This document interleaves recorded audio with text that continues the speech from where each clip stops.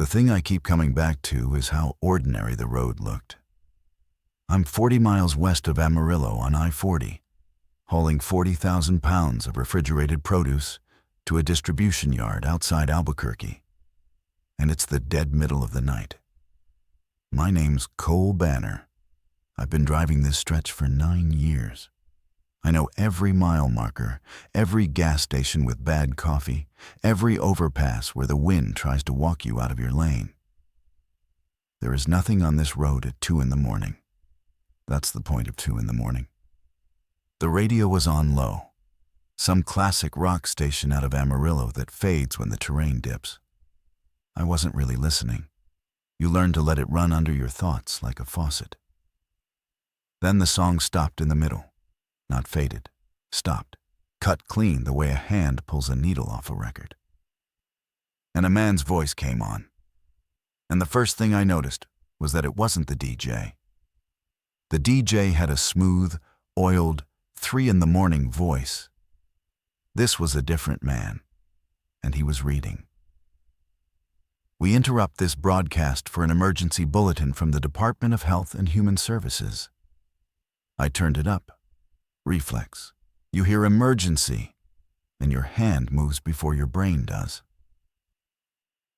At approximately 1:40 a.m. Central Time, health authorities in Stratford, Texas, confirmed the first documented case of a transmissible condition causing aggressive behavioral collapse and reanimation-like symptoms in a deceased patient.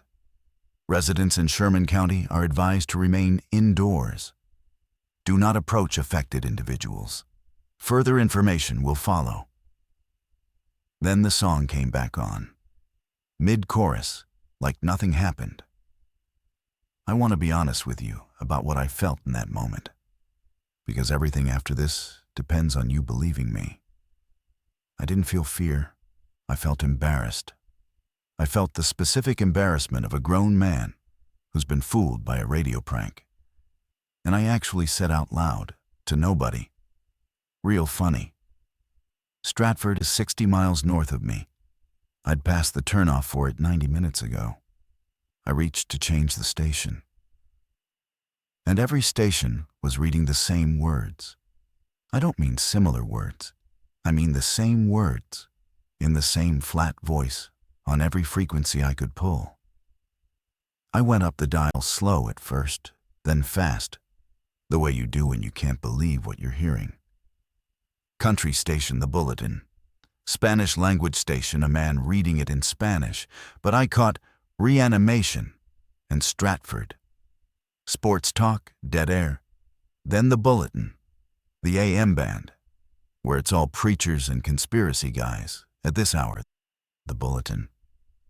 One of them had stopped his own show to read it, and his voice was shaking. And that's the first moment my stomach actually moved. Because that guy talks about the end of the world for a living. And he sounded scared. A prank doesn't hijack every station in the Texas Panhandle at once. I pulled my phone off the dash mount and tried to call my dispatcher, Reggie. The line did the thing where it doesn't ring and doesn't fail, just holds you in a gray nothing. I tried my wife, Donna. Same gray nothing. I had 3 bars. The bars meant nothing. Here's a detail I noticed and couldn't explain. The dashboard clock said 2:14. My phone said 2:14.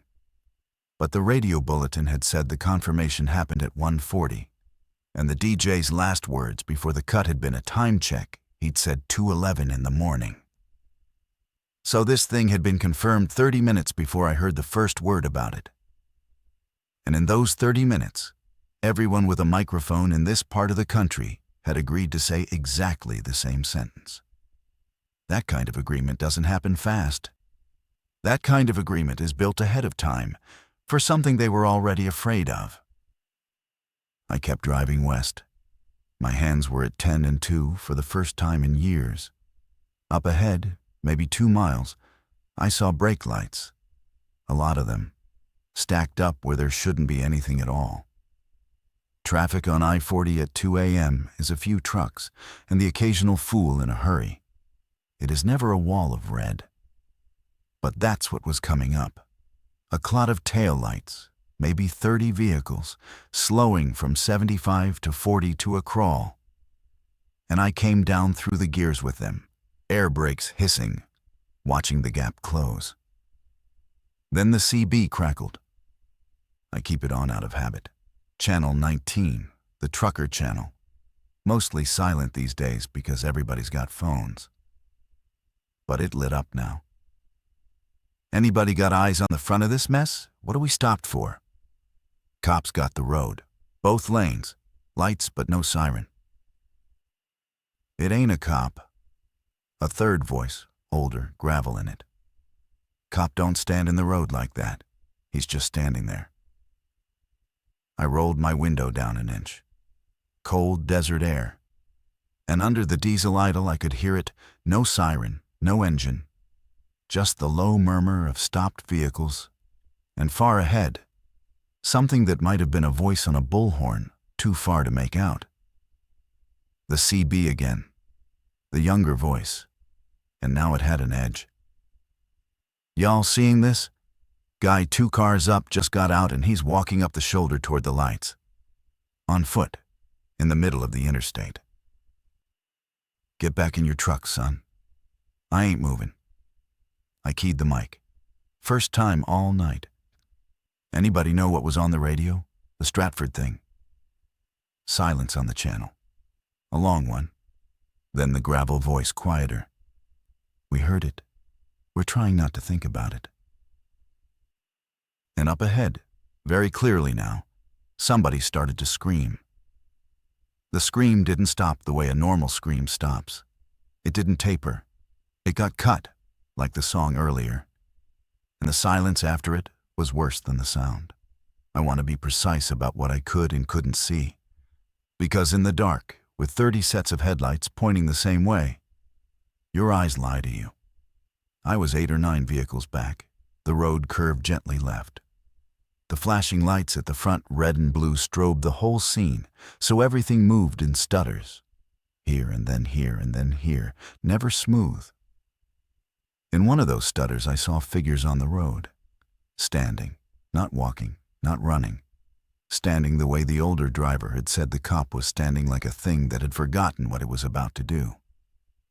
In the next stutter, there were more of them. People started honking. Then a pickup 3 cars ahead of me swung hard onto the shoulder, gravel spraying, and floored it backward reverse, fast, weaving and clipped the guardrail, and kept going. And that broke the spell. Suddenly everybody wanted to be somewhere else, and there was nowhere to go. My rig is 65 feet of truck and trailer. You do not whip that around on a closed interstate. You do not back it up blind. I was a wall. And there were walls behind me, and the only open direction was forward, toward the lights, toward the standing figures. The CB exploded into overlapping voices, nobody finishing a sentence. And then the radio still on, still murmuring under everything changed its words. A new bulletin, a different voice. And this one wasn't reading from a script. This one was improvising. When a man is reading from a page, he has a rhythm. He breathes in the right places. He hits the punctuation. Even bad readers have it, that little metronome of a prepared statement. The voice on the radio now had lost the metronome. Okay. This is no longer just Sherman County. I'm being told, hold on. A rustle, paper, or maybe just a hand over a mic. I'm being told that the advisory now includes Moore, Hartley, Dallam, and Hutchinson counties. If you are in the Texas Panhandle north of Amarillo, you need to stay where you are. Lock your doors. Do not. He stopped. You could hear him swallow. Do not approach anyone who appears injured or disoriented. Even if you know them. Even if they're calling your name. I have replayed that sentence 1,000 times since. Even if they're calling your name. That wasn't on any script. That was a detail somebody in that radio station had just learned. Fresh, from someone who'd seen it. And the man at the microphone had decided in real time, against his training, that you needed to know it more than you needed to be calmed down. I respected him for that. I still do. The traffic around me had stopped pretending to be orderly. The pickup that went backward was gone, off into the dark median. 2 cars had simply been abandoned, doors open, dome lights on, like the people inside had been erased mid-thought. And the standing figures up front were no longer all standing. Some of them were coming down the line. Not fast. That's the thing nobody tells you, the thing the movies get wrong. They didn't sprint. They came in this loose, patient, sideways drift, the way water finds the low spots in a parking lot. One would stop at a car, lean against the window, and just stay there, pressed to the glass, while the person inside lost their mind. Then it would move to the next. I sat 60 feet up in my cab, higher than all of them, and I did the math no driver ever wants to do. I had a full tank. I had a CB. I had a locked steel box of a cab 8 feet off the ground. And I had a wall of dead and abandoned vehicles in front of me, blocking the only direction my truck could physically go. I keyed the mic and made myself sound calm. Breaker, this is the reefer rig about 10 back. Anybody up front still alive and talking? I need to know if the left shoulder's clear. The answer came from a voice I hadn't heard yet. Steady, tired. A little amused even, in the way men get when things are far past the point of panic. Reefer rig, this is the tanker at the front. I'm your blockage. Jackknifed, crossing both lanes about a quarter mile up. That's what stopped everybody. Wasn't a cop. Cop was already... A pause. Already one of them by the time I got here. His name, he told me, was Hollis. He hauled gasoline, which meant he was sitting in the most dangerous vehicle on the road, and the only one nobody, living or dead, wanted to set on fire. He'd been at the front of this for 20 minutes. He'd watched it start. You want to know the rules, he said. I can hear it in your voice. You're a thinker. Okay. Here's what I got, and it ain't much.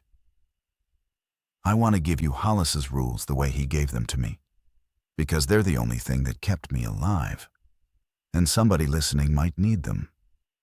1. They are slow until they have a reason to be fast. They drift, but noise pulls them, and a clear human voice pulls them hardest. He'd watched a woman scream for her husband and bring 6 of them down on her car in under a minute. 2. Glass stops them. Not because they can't break it. They don't try. They press against it and stay. Like the glass is the edge of something they understand. Long as you're behind glass, Hollis said, you're furniture to 'em. 3. They know names. He didn't want to explain that one, and I didn't make him. He just said, the radio fella's right. They call out. They use the right name in the right voice. Don't answer. Don't ever answer. 4. And this was the one that changed everything. It moves with the air. Winds out of the north tonight. Started in Stratford, 60 miles north an hour ago. You do that math, reefer rig? I did it. 60 miles in an hour. 60 miles an hour. The same direction as the wind. The same direction as me, driving west and slightly south, which meant... It's behind you and to your right, Hollis said. And it's catching up. You're not stuck in it yet. You're stuck in front of it. There's a difference, and it's the only good news I got. I looked in my right mirror. West Texas dark. The long red string of taillights. And beyond them, where the road climbed a low rise a mile back, headlights. A whole field of them. The cars that had been behind me. Stopped now. And between their beams, small upright shapes, moving down the line the same patient way. It wasn't catching up. It had caught up. Here's the situation, laid out flat, the way I laid it out for myself in that cab, with my heart going like a bad U-joint. Ahead of me, a jackknifed gas tanker blocking both lanes, and a quarter-mile of stopped cars between me and it, and standing figures drifting through them. Behind me, the same thing, coming up the line from the rise. To my left, the median, a wide grassy ditch, and then the eastbound lanes, empty, dark, and on the far side of a cable barrier my truck could not cross. To my right, the shoulder, gravel, then a fence, then nothing. I was a fish in a steel can, and the can was warm, and the can was the only reason I was breathing.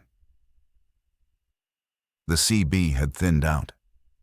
The young man who wouldn't get back in his truck wasn't talking anymore. Neither were most of the others. Channel 19 had gone from a dozen voices to maybe 4, and 3 of them were just breathing. Hollis came back on. "Reefer rig. Cole, you said your name was?" Cole. Cole, I'm going to tell you something and then I'm going to ask you something. The telling first. I'm not getting out of this truck. I got a tanker full of regular unleaded and a busted axle, and there's 9 of them standing around my cab right now with their hands on my glass. I'm furniture. I'll stay furniture long as I can. But I want you to understand, I'm not part of any plan that involves me moving. You hearing me? I hear you. Now the asking. That reefer unit on your trailer. It's a generator, right? Runs the cold? Diesel motor? Own tank? Own everything? Yeah. It loud? And I understood what he was about to ask me to do. And I hated it. And it was brilliant. A reefer unit is a diesel engine bolted to the front of a refrigerated trailer. It runs on its own. It is loud, a hard mechanical clatter. And it sits 60 feet behind a driver in a soundproofed cab so you barely hear it. But out in the open, on a dead silent interstate, with creatures that get pulled toward noise. "You want me to run the reefer?" I said. "Pull them off the cars, off you. I want you to give them something to listen to that ain't a person," Hollis said. "And while they're all looking at the back of your trailer, I want you to do the thing you've been scared to think about. I want you to climb out, climb down the far side, and walk the median to the eastbound lanes. And you flag the first eastbound vehicle you see. And you live. And you?" A long pause. The reefer hum of the night.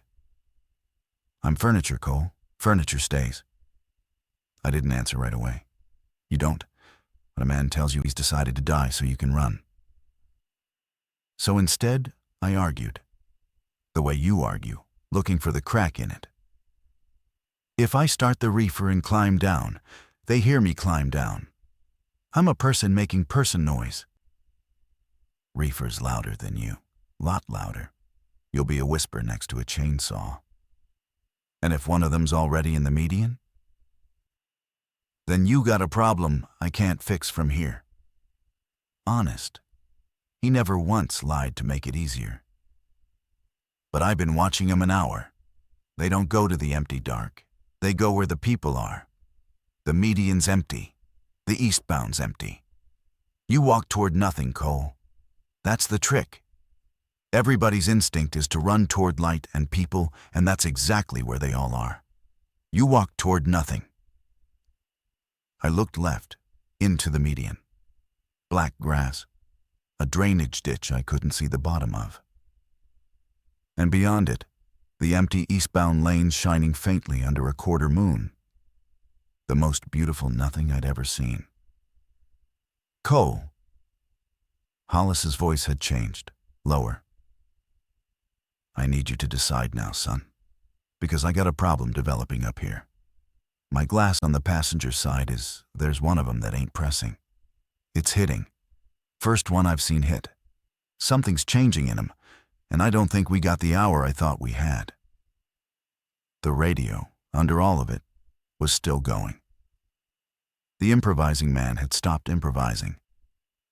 Now there was a woman's voice, very calm, reading actual instructions. Shelter in place, federal response mobilizing, do not travel.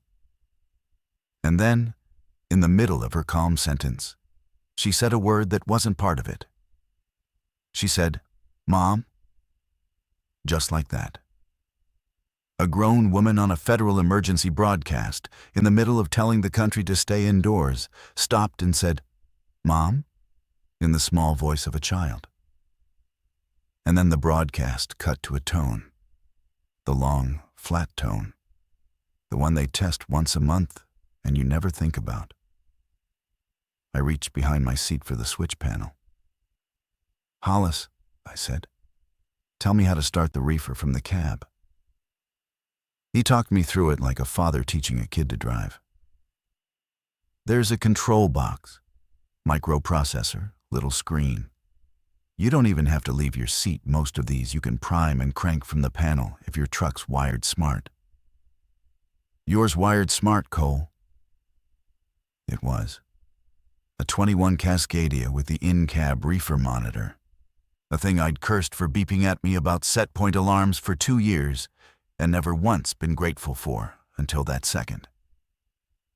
I can start it from here. Then here's the sequence. You start it, and you do not move for 10 seconds. You let him hear it. You watch your mirrors. The ones nearest the back of your trailer will turn first. That's your cue. When the back ones turn, the front ones will start drifting back. And that's when your driver door, the left one. The median side, that's your window. You go out low, you go down the steps. You do not jump. A jump is a noise, and a noise is a name tag. You walk into the black. You don't stop. You don't look back at me. You hear.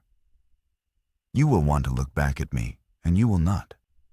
Because turning your head is a half second, and a half second is everything. Hollis, start it, Cole. I put my thumb on the panel. The reefer monitor lit green. I navigated to the manual start the way he said. And I want to tell you my hands were steady, but they weren't. They were jumping so bad I hit the wrong soft key twice. And then I found it. Start. And I pressed it. 60 feet behind me, a diesel engine the size of a washing machine coughed, caught, and roared up into a hard, rattling, gorgeous clatter that I felt in my teeth. For 1 second, nothing. Then, in my mirrors, in the strobing red and blue, the standing figures along the back half of the line all turned their heads at once. Not like people, like a field of antennas finding the same station, every face swinging to the source of the sound. And they came, not running.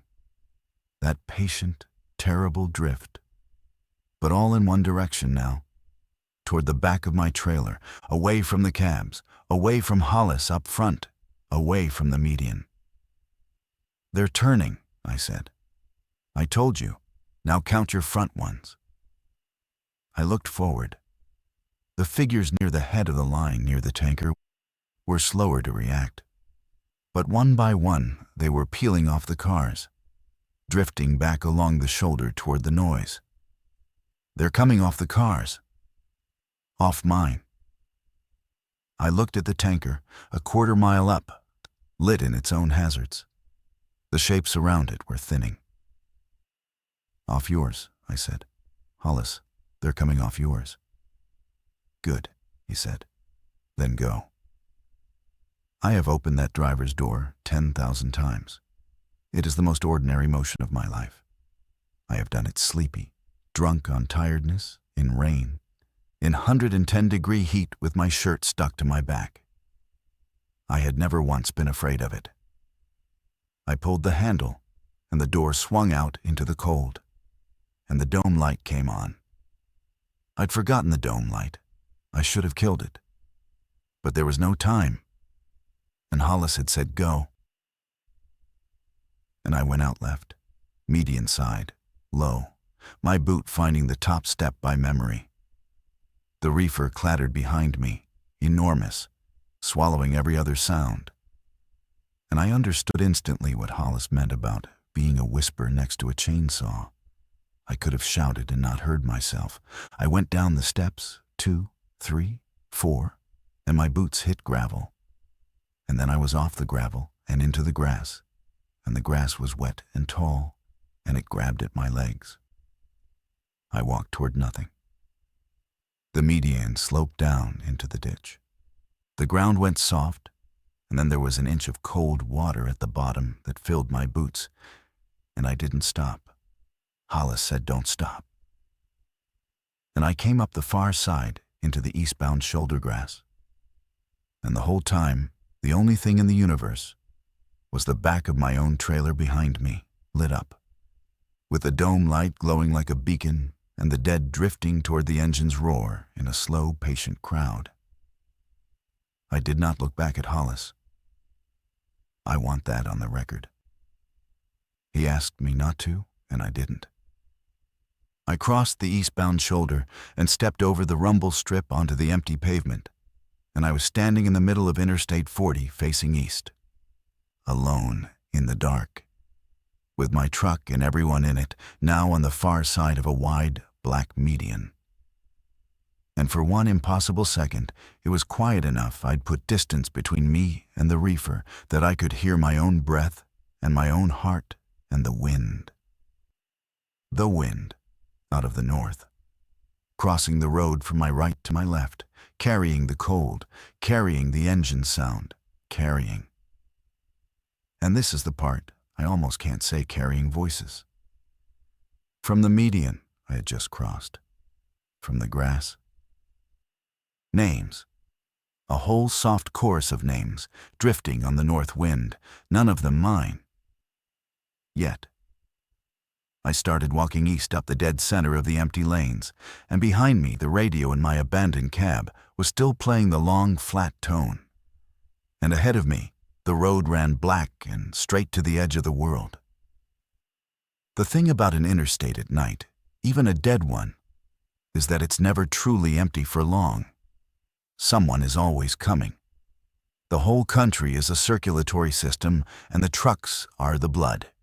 And it does not stop, not for weather, not for holidays, and as I would learn, not even for this. I'd walked maybe 400 yards east when I saw them. Headlights, far off, eastbound, coming toward me in my lane. High and wide set. A truck. I want to tell you I felt relief. What I felt was a new kind of fear, because now I had a choice to make at speed. And the choice was this. A westbound rig coming from the east, heading toward all of it, was driving straight into the thing I'd just crawled out of. And the only person in the world who could warn them was a man standing in the dark in soaked boots with no radio and no phone that worked. I started waving my arms. Big, both arms, the universal language. The headlights kept coming, not slowing. And I had a horrible flash of standing my ground in front of 40 tons of momentum.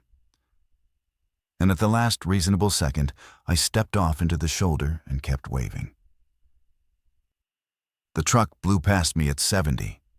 Then, 100 yards on, the brake lights bloomed. Air brakes, that long descending hiss and honk. The trailer shimmied as the driver hauled it down, and the whole rig drifted onto the shoulder and stopped. And the reverse lights came on, and it started backing toward me, fast and confident, the way only a real driver backs. The passenger window came down. A woman's face, headlamp lit from the dash glow, maybe 50, hair pulled back. The kind of face that has seen every stupid thing the road can do and is braced for one more. "You broke down," she called over her idol. "Where's your—" And then she saw it. The far side, the lights, the stopped string of westbound traffic across the median, the strobing red and blue, the slow shapes. Her face changed. "What in the hell is that?" "You need to turn around," I said. "Right now. You can't go west. There's—" And I realized I had no word for it that wouldn't make her drive off thinking I was a lunatic.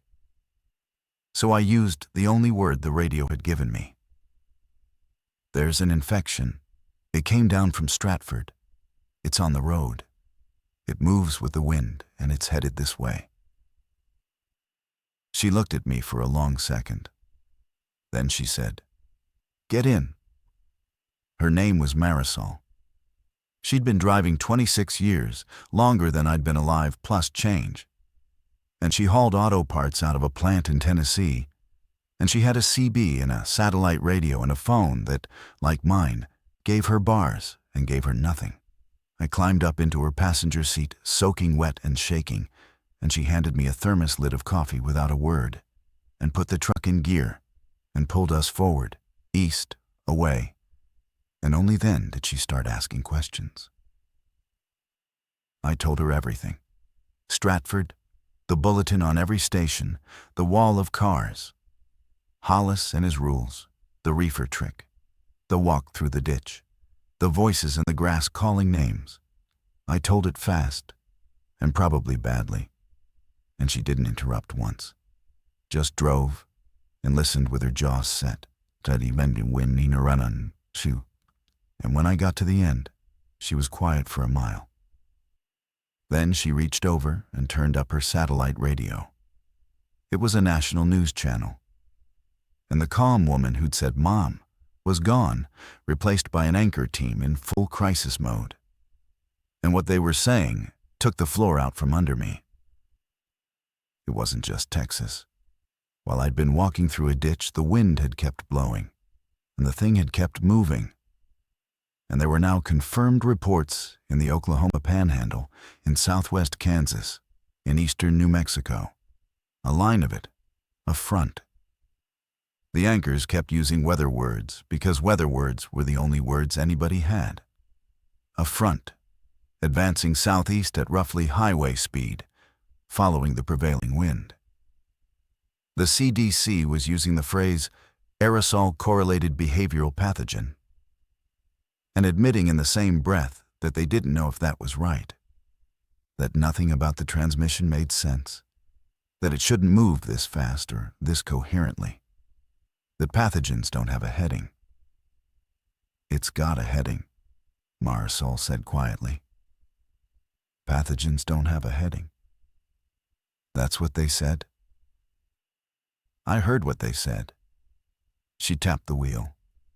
"I've driven into hurricanes, Cole. I've driven out of wildfires with the sky orange at noon. Weather you can outrun if you respect it. You go the way it isn't going." She glanced at the satellite screen, at the little map graphic some producer had thrown together, a red smear creeping southeast across 4 states. "It's coming southeast, so we go northeast. We get above the line, and we stay above it." She pushed the truck up to 80. "And we tell everybody we pass." Marisol did something on the CB I'd never seen anybody do. She found the panic on Channel 19. And there was panic. Voices stacked on voices, men crying, men praying. A guy just repeating his own truck number over and over like it could save him. And she keyed her mic and cut through all of it, with a voice that had been issuing orders to chaos for a quarter century. "Break, break. Everybody shut up and listen. This is Marisol, northbound and eastbound out of the Panhandle. I got a man in my cab who walked out of the front of this thing alive, and he knows the rules. We're going to share the rules, and then we're going to share a plan. And if you want to live, you'll quit screaming and copy it down." The channel went quiet. It was astonishing. 100 frightened people, and one woman's certainty parted them like a wake. "Go ahead," somebody said. "We're listening." So I gave them Hollis's rules. I gave full credit to Hollis. I said his name, and I said he was a tanker driver west of Amarillo who saved my life and gave his to do it. And I said the rules were his, not mine. They are slow until you give them a reason. Glass holds them. They follow noise, and they follow names. Don't answer to your name. And the big one? It moves with the wind, southeast, at highway speed. So you go the other way, and you go toward the empty dark, not toward the light and the people. Then Marisol gave the plan, and the plan was beautiful in its simplicity. Everybody above the line drives northeast and stays above the line. Everybody below the line is, she said, and she didn't soften it, in a worse spot than us. And the kindest thing we can do for them is keep the road north of the front clear and keep the warning moving faster than the wind. A man came on, shaky. My family's in Amarillo. Amarillo's below the line now. You're telling me to drive away from my family. And Marisol did the hardest thing I saw anybody do that night. She didn't lie to him. She said, I'm telling you that you can't reach Amarillo before the front does. And if you try, you'll be one more body it wears. And then you can't help anybody, ever. Call them. Tell them the rules. Tell them glass and quiet, and don't answer to their names. That's the help you can give from up here. I'm sorry. That's the truth, and the truth is all I've got left to hand you. Silence on the channel. Then the man said, in a wrecked voice, Copy, glass and quiet. Don't answer your name. And you could hear him start dialing. One by one, the others copied it back. Glass and quiet. Don't answer your name. Stay above the line. 100 frightened voices, turning into something that could move. Around 4 a.m, our phones came back. Not all the way. Texts started landing in bursts, hours late, out of order, like mail dumped from a bag. Marisol's phone buzzed, and she handed it to me to read aloud while she drove. And most of it was the ordinary debris of life. A dentist reminder, a co-worker's meme from yesterday, her sister asking if she wanted to split a hotel in Branson next month, and the ordinariness of it, against the red smear on the radio, made my eyes sting. Then a text from her sister, time-stamped 3:51, just landed. Are you near the thing on the news? Please tell me you're not near the thing on the news. Tell her I've got you, Marisol said. Tell her we're going north. I typed it. It said, sending. It said, sending for a long time. My own phone woke up too.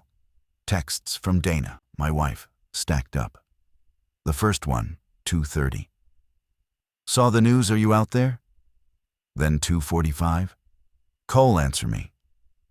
Then 3:10. The news says West Texas. You said you'd be near Amarillo tonight. Cole.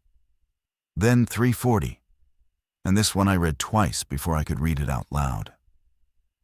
I'm watching the map. There's a line on the map. Tell me which side you're on. There's a line on the map. Tell me which side. That was the whole world now, reduced to a sentence a frightened woman typed at her kitchen table. Which side of the line? I typed back with shaking thumbs. I'm above it. I'm safe. I'm with another driver. We're going north. I love you. The reception's bad. If I go quiet, it's the towers, not me. Send, sending, sending. It went. The little check mark. I almost cried over a check mark. Marisol let me have my minute.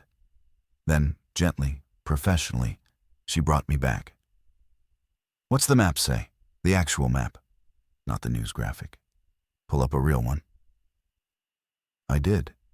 I pulled up a plain road map and tried to overlay what we knew.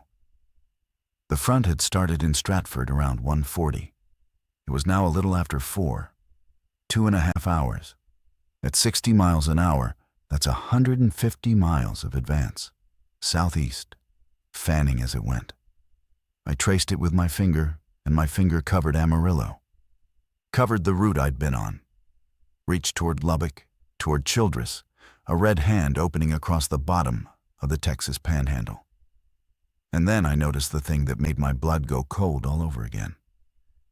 Marisol, I said. The wind. What about it?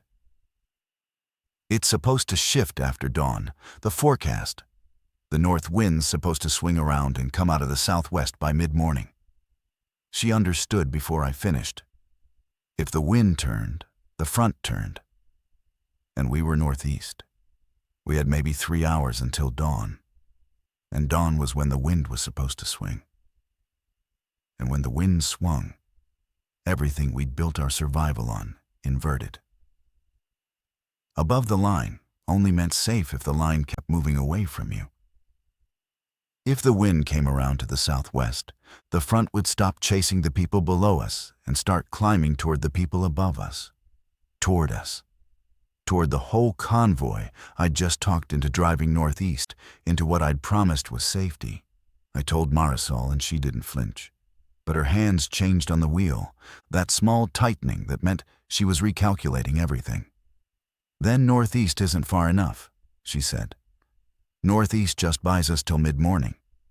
We need to think about not just direction. We need to think about a wall. A wall?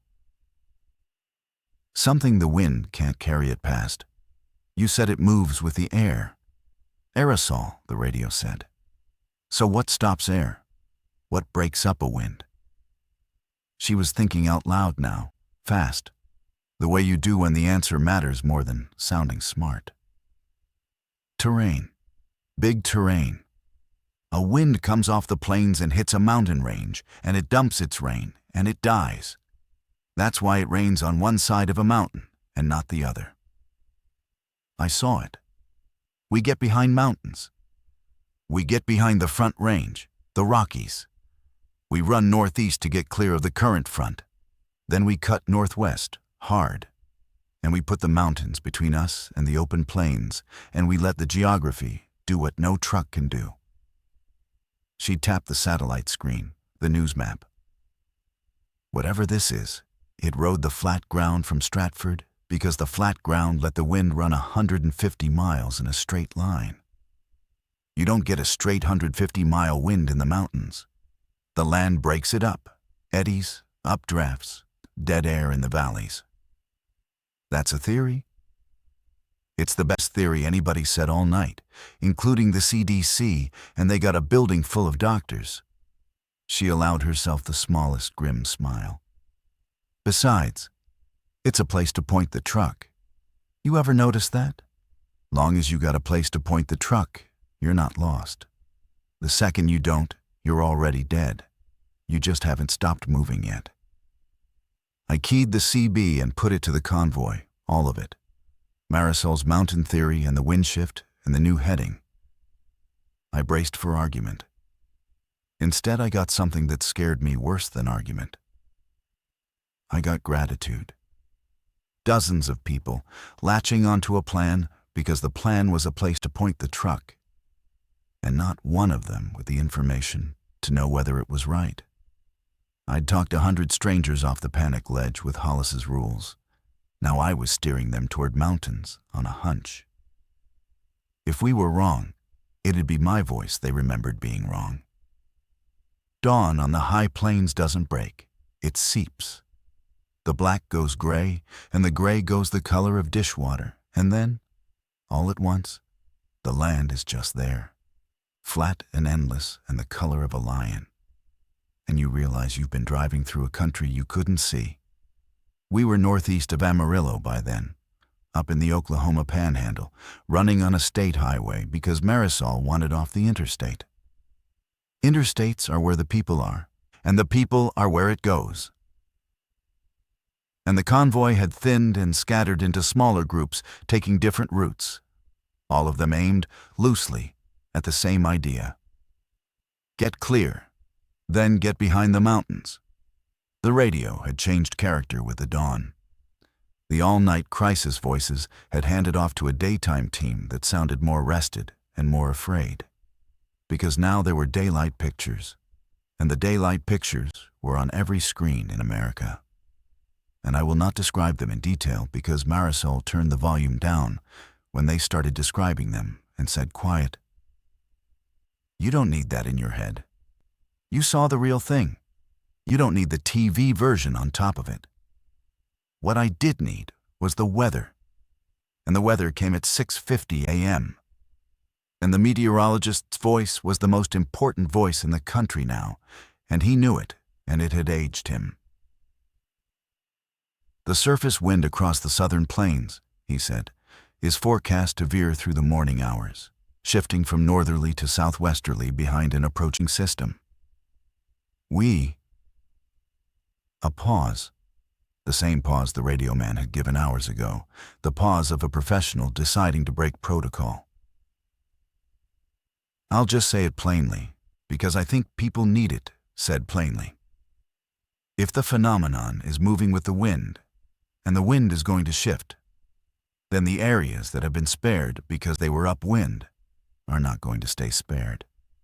The wind is going to turn, and when it turns, it's going to bring everything back the other way. Marisol and I looked at each other. Out the windshield, the windsock at a little county airport we were passing hung limp, then stirred, then lifted and swung, slowly, lazily, the way a sleeper turns over, from pointing south to pointing north to pointing, finally northeast. The wind had turned. I felt it before I saw any proof of it. A pressure. Marisol felt it too. I watched her knuckles go pale on the wheel. Okay, she said to herself, to me, to the wind, to God. Okay, mountains. And she turned us northwest, off the highway, toward a horizon where, very faint, very far, the flat earth finally started to climb. It is 400 miles from the Oklahoma Panhandle to the Front Range of the Rockies, and we did not have 400 miles of certainty in us. We had a tank and a half of diesel, a turning wind, and a theory. The land climbs the whole way, and you never feel it climb. That's the cruel trick of the high plains. You think you're driving across a table, and the table is tilting up under you the entire time, a few feet per mile, so that by the time you reach the mountains, you're already a mile high, and you never notice leaving the ground. I'd driven it 100 times. I'd never once thought of it as a race against air. Now I watch the wind the way I'd watch a tailgater. Every flag, every dust devil, every bent line of grass. The wind out of the northeast meant the front, somewhere behind and below us, had turned and was now climbing the same slope we were, riding the same tilt of the same table, except it didn't need diesel and it didn't need to sleep, and it didn't get scared.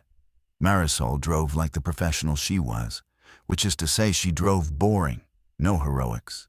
Steady 80 where the road allowed, eased back where it didn't, fed the truck through curves like she was threading a needle in the dark.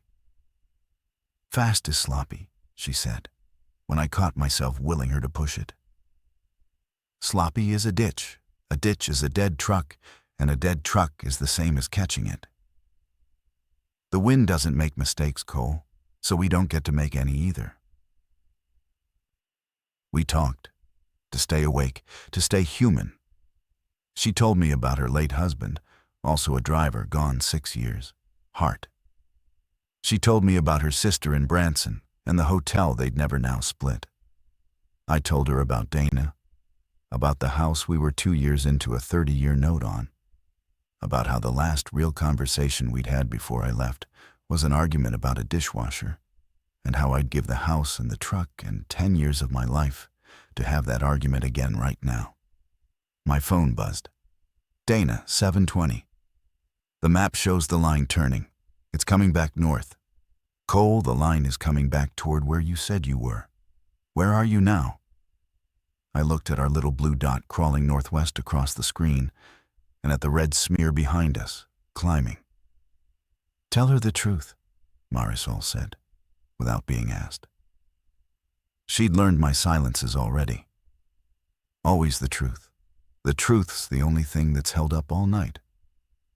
I typed. It turned. I know. We're ahead of it, going for the mountains. We think the mountains stop it. I'm okay. Keep your doors locked. I love you. Don't answer to your name. We weren't alone on the road, and that was the first thing that started to go wrong. As the wind turned and the news spread, the planes emptied out toward us.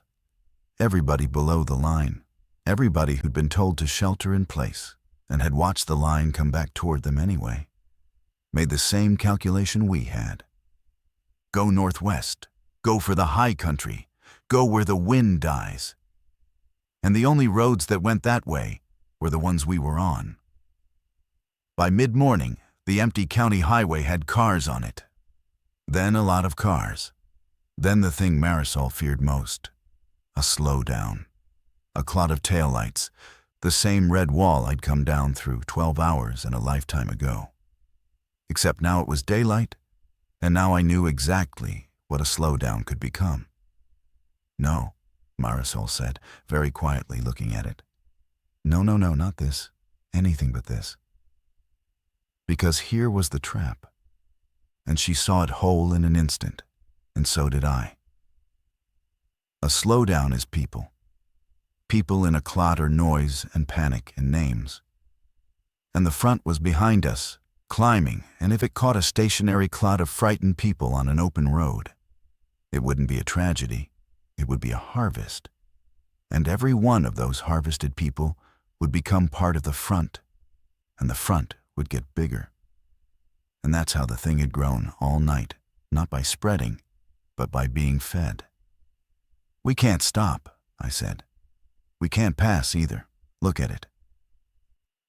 The clot was on a 2-lane highway with a barbed wire fence and a drop-off on the right, an oncoming that wasn't oncoming anymore on the left.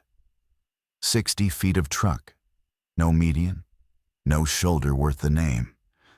Marisol did the math I'd done in the dark, the driver's math, the worst math there is. And then she did something I will carry with me until I die. She keyed the CB. Everybody in this slowdown, this is Marisol. I know you're scared. I know you stopped because the car in front of you stopped. But a stopped line of cars is the most dangerous thing on this road right now. And I need you to move. I don't care if it's 20 miles an hour. I need this line moving, because the thing behind us feeds on stopped people. You are not in traffic. You are in a current, and a current that stops is a pond, and a pond is where it pools. So roll, bumper to bumper, slow and steady, but roll. And pass the word up the line. Don't stop, don't honk, don't get out. And for God's sake, don't answer if you hear your name. And the line, impossibly, began to crawl. We'd been crawling in the line maybe 20 minutes when I saw the man on the shoulder. He was on the right, walking the same direction we were rolling, northwest toward the mountains, with a gym bag over one shoulder and his thumb out. And he looked completely, blessedly normal. A guy in his 30s in a windbreaker, clean, walking with purpose. His car must have died, or he'd been one of the ones who abandoned a clogged road and decided his feet were faster. Pull over, I started to say. We can... No, Marisol said. He's a person. He's a person on foot, walking the same way the wind's blowing, alone, ahead of the front. She didn't look at him. She kept her eyes dead ahead and her voice flat. Cole, think. Walk me through how a normal man is on foot way out here, ahead of all this traffic, with no car and no panic, walking like he's got somewhere to be. Where'd he come from? There's nothing behind him but the front. I looked at him again as we crawled even with him. He turned his head toward the cab. He smiled. He had a good, easy, regular guy smile. And he said my name. He said Cole through the closed window, clear as anything, in a friendly voice, a little muffled by the glass. And he lifted his hand off the strap of his bag in a small wave. And I felt every hair on my body stand up because there was no way on this earth that a stranger on a roadside in the Oklahoma Panhandle knew my name. Don't, Marisol said, low and even, not slowing, not speeding up, just rolling. Don't answer. Don't look at him. Eyes front. I put my eyes front. My heart was a fist against my ribs. In the side mirror, I watched the man keep walking, keep smiling, his lips moving, saying it again and again. Cole, Cole, in that friendly, muffled voice, and other heads in other cars were turning toward him, drawn. And I wanted to scream out the window, "Don't look at him," to all of them. And I couldn't, because the screaming would be the worst thing of all. "How?" I whispered. "How did it?" "I don't know," Marisol said. "Maybe it heard us. The CB. You've been saying your own name all night, telling Hollis, telling the convoy. Maybe it listens. Maybe it learns." Her jaw was iron. "Doesn't matter how. Matters that you didn't answer. You didn't answer, Cole." I didn't answer. "Then keep not answering. We're almost to the climb." The land changed. It happened over about 10 miles, so gradually you could pretend it wasn't happening, and then suddenly couldn't. The flat, lion-colored table started to wrinkle. Low rises at first, then real hills. Then the road began to actually climb, to lean back against the truck, and Marisol shifted down, and the engine note dropped to a working growl. And for the first time in hours, I felt something other than dread. Because the wind was doing something different here. Out on the flat, the wind had run in a single straight river, northeast to southwest, and now reversed. An arrow you could feel on your skin. Here in the broken land, it had lost its mind. It came off one slope and curled into a valley and died, then gusted sideways off a ridge, then sat still in a hollow where the truck rolled through a pocket of dead, warm, perfectly motionless air that smelled of pine and sun-baked rock. The flags we passed couldn't agree with each other. One snapped northeast, the next hung dead, the next stirred lazily south.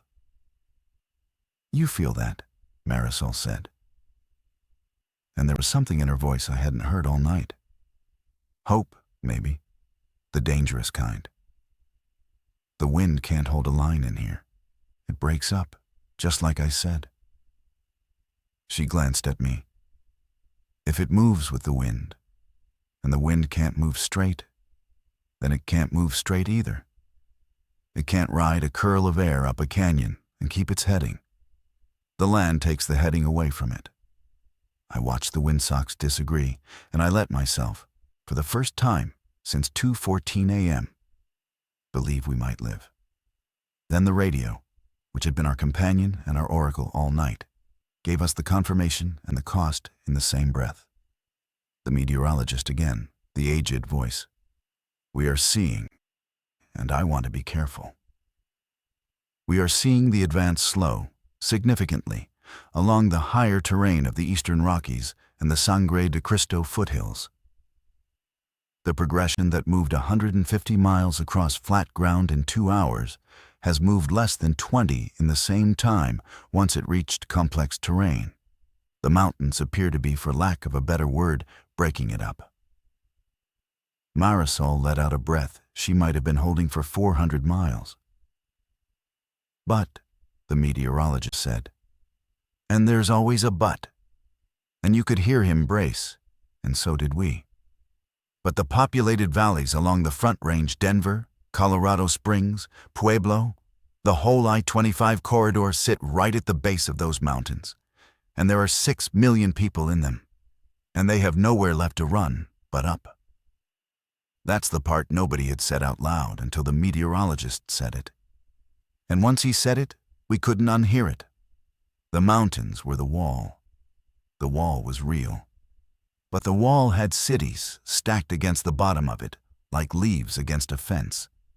And we were driving straight into them, because the only safety was behind the wall. And the only way behind the wall sent through the front of it, where all the people were. "We don't go into the city," Marisol said immediately. "Same rule, the whole night. Cities are people. People are how it feeds. We do not go where the people are. We find a pass, a small one, a back road over the spine, through the dead air, and we come down the other side into the desert, into the empty, where the wind's already broken, and there's nobody to feed it. There's 100 passes. There's 100 passes, and most of them are clogged with the same idea we just had. She was working her phone with one hand now, the truck climbing steady, the air thickening with pine. We want a small one, a bad one, a road nobody loves. The worse the road, the fewer the people, and fewer people is the only safety left. I thought about that. The whole night had been an inversion of every instinct a person has. Go toward the dark, go toward the empty, go toward the bad road. Don't answer to your own name. Don't help the man on the shoulder. Don't stop for the slowdown. Every kind and human and normal thing was a way to die, and every cold and lonely and wrong-feeling thing was a way to live. And the worst part wasn't doing it. The worst part was how fast you learned. Dana texted, 9:40. They're saying the mountains are stopping it. They're saying Denver. Cole, there are so many people in Denver. Where are you? I looked at our blue dot, crawling up into green, into the foothills, toward a thin gray line on the map that was a county road over a pass I'd never heard of, that Marisol had found, that climbed to 11,000 feet and dropped down the dry far side into nothing, into the empty, into the place where the wind was already dead. Tell her, Marisol said. I typed. We found a pass, a small one. We're going over the top and down into the desert where the wind already died. We're going to be okay. I'm going to come home. I love you. Sending. The little check mark. The road Marisol found was barely a road. It left the highway at a turnoff with a sign so faded you'd miss it at speed. And it climbed in switchbacks that were never built for 65 feet of truck, and Marisol drove it like she'd been born on it, swinging wide and cutting back, riding the engine brake down into a growl on the steep bits, easing us up grades where the diesel labored and the turbo whined and the whole rig leaned into the mountain like a tired animal. And it worked. That's the thing I need you to understand. The plan worked. The higher we climbed, the more the world emptied out. The cars thinned. The cities fell away below and behind us, a gray and glass smear at the foot of the range. And the radio said the front had reached the eastern edges of those cities and slowed almost to nothing, snarling against the broken air. And I tried not to think about the 6 million people at the bottom and what almost to nothing meant for them. And I mostly failed, because you can't not think about it. And Marisol reached over once and squeezed my shoulder and said, "You can't carry them. You carried the convoy. You carried me. You don't get to carry the whole world, Cole. Nobody does. Drive the truck you're in." Near the top, the air went still in a way I have never felt before or since. We came over the shoulder of the pass, 11,000 feet, the truck crawling now. And there was a pull-off where the trees gave way, and you could see east, back the way we'd come, all the way out over the plains. And Marisol stopped the truck, just for a second, just to look. And we could see it. You couldn't see what it was. From 11,000 feet, 20 miles out, you couldn't see the figures or the cars or the harvest. What you could see was the front itself, as weather, the way the meteorologist had been forced to describe it all night, a vast, low, dirty haze lying along the base of the mountains, smudging the seam between the plains and the foothills, stalled there, pressed against the wall of broken air, unable to climb, unable to find a straight wind to ride. 150 miles of it strung along the foot of the Rockies like surf against a breakwater that holds. It had run all the way across a state and a half on flat ground and a straight wind. And the land had finally said no. "It can't get up here," Marisol said softly. "There's no wind up here for it to ride." We were right. Below us, to the west, the far slope dropped away dry and gold and empty, into desert, into nothing, into safe. "We were right," I said. And then the man stepped out of the trees beside the truck. He was at the edge of the pull-off, just clear of the pines, and he was the hitchhiker. I knew it was impossible. We'd left him 150 miles back and 8,000 feet lower, on a roadside in Oklahoma walking. There was no way he was here, on foot, at the top of a pass we'd reached by a road nobody knew. Marisol's grip went white on the wheel. "That's not him," I said. "It can't be him." "It's not him," she agreed, very quietly. "It's one of them. They look like us until they want something. He wanted to ride. This one wants." She stopped. The man was smiling the same easy, regular guy smile. And he wasn't looking at me this time. He was looking at Marisol. And he said her name. He said, "Marisol." Gentle, warm, exactly the way her husband must have said it. And I watched her flinch like she'd been struck, because the thing had reached down into wherever it keeps the names, and it had found hers, the way it had found mine on the CB, the way it found Mom in the throat of a woman on a federal broadcast. "How does it?" I started. "It listens," she breathed. "We've been on the air all night. We told it everything. We gave it the rules, and we gave it our names." Her eyes were wet, but her hands were steady. "It learns, Cole. That's the rule nobody figured out. It learns faster than we do." The man stepped closer. He said her name again. And a third voice came from the trees, and a fourth. And now I could see them, more of them, drifting out of the pines around the pull-off. And the impossible truth landed. It hadn't ridden the wind up here. Some of it had simply walked, slow and patient and tireless, the way they walked, up the back of the mountain through the trees while we took the road. And it had been waiting, and it knew us by name. "The wind theory was right," Marisol said, almost laughing, almost crying. "The bulk of it can't climb, but it doesn't need the bulk. It just needs the few that walk, and the names, and people who'll answer." The man was at her window now. Her name, over and over, in her husband's voice. She took her hand off the wheel.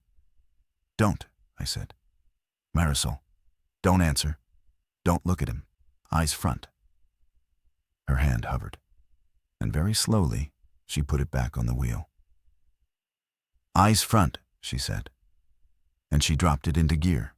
She drove through them. Not fast, fast as sloppy, fast as a ditch, even now, even there.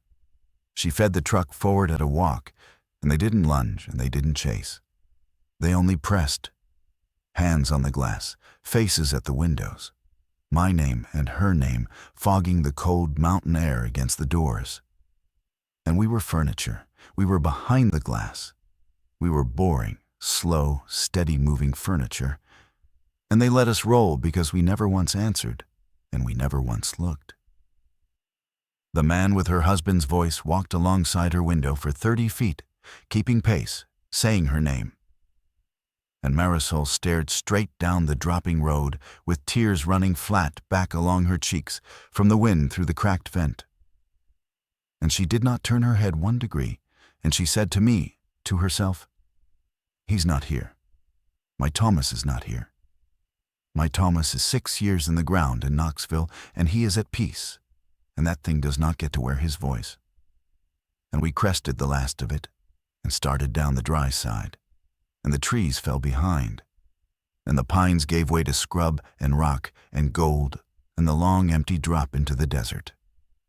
and the figures and their stolen voices fell away behind us into the dead air at the top of the pass where they would wait, patient, tireless, for the next people who came over with names in their mouths and grief in their hearts and an instinct to answer. We came down into the desert as the sun crossed noon. The wind down there was nothing a dry, hot, harmless stir off the flats. No straight river for it to ride, no cities for it to feed on, just empty gold land running west to the edge of everything, and a thin gray ribbon of road with our truck the only thing moving on it. My phone buzzed. Very late, hours late, the towers finally catching up. Dana, 11:58. I can't reach you. The line stopped at the mountains, they're saying. Please. Which side? Just tell me which side. I looked west at the empty safe desert and east at the wall of stone behind us, holding back the haze. I typed one word. West. Send. Sending. The little check mark. I'm recording this at a truck stop in the high desert 2 days later on Marisol's phone because she said somebody should, and because she said I talked too much to keep it all in my head, and she's right. The line held at the mountains. The radio says it's held for 48 hours now along the whole front range, stalled against the broken air. And the people who got behind the wall in time are behind it. And the people who didn't are a number nobody will say out loud yet. The wind comes and goes on the plains, and the front breathes with it, in and out, surf against a breakwater. And the scientists are starting to use the word contained very carefully, the way you'd use a word you don't trust. I don't know what it was. Nobody does. The radio's full of theories, and none of them have a heading. And the thing had a heading. The only person who got the rules right was a tanker driver named Hollis, who I left behind a wall of cars west of Amarillo.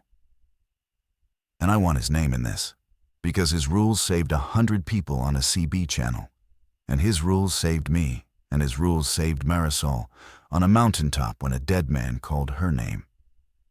Glass and quiet. Don't go where the people are.